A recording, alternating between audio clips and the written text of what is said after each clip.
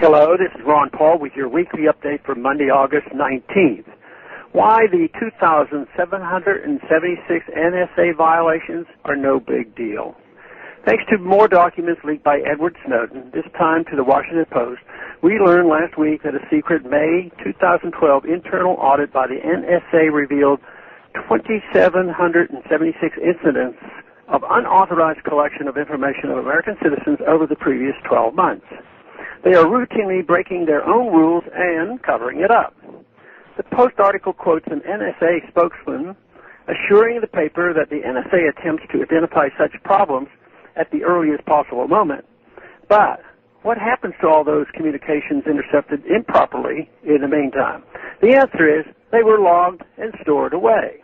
We also learned that the NSA routinely intercepts information from Americans while actually targeting foreigners, and that is not even considered a violation. These intercepts are not deleted once discovered, even though they violate the government's own standards. As the article reports, once added to its databases, absent other restrictions, the communications of Americans will be searched freely.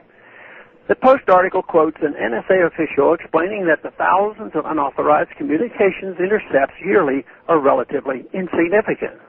You can look at it as a percentage of our total activity that occurs each day, they said. You look at a number in absolute terms, it looks big, and when you look at it in relative terms, it looks a little different.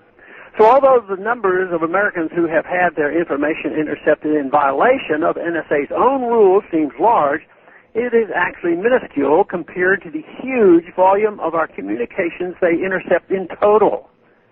Though it made for a sensational headline last week, the fact is these 2,776 violations over the course of 1 year are completely irrelevant.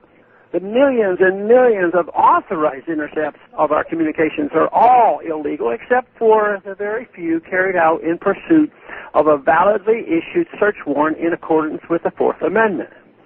That is the real story.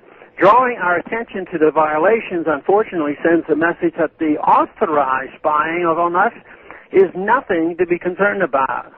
When information about the massive NSA domestic spying program began leaking earlier in the summer, Deputy Attorney General James Cole assured us that the many levels of safeguards to prevent the unauthorized collection, storage, and distribution of our communications.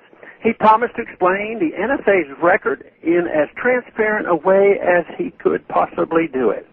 Yet 2 months later, we only discover from more leaked documents the thousands of times communications were intercepted in violation of their own standards. It is hardly reassuring, therefore, when they promise us they will be more forthcoming in the future. No one believes them because they have lied and covered up continuously. The only time any light at all is shown on these criminal acts by the government is when a whistleblower comes forth with new and even more disturbing information. Americans are increasingly concerned over these violations of their privacy.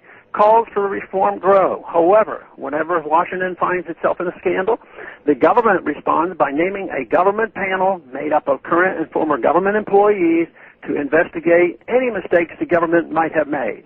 The recommendations invariably are that even more government employees must be hired to provide an additional layer or two of oversight.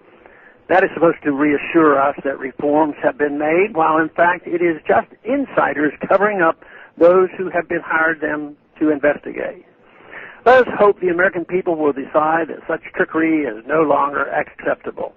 It's time to take a very serious look at the activities of the U.S. intelligence community.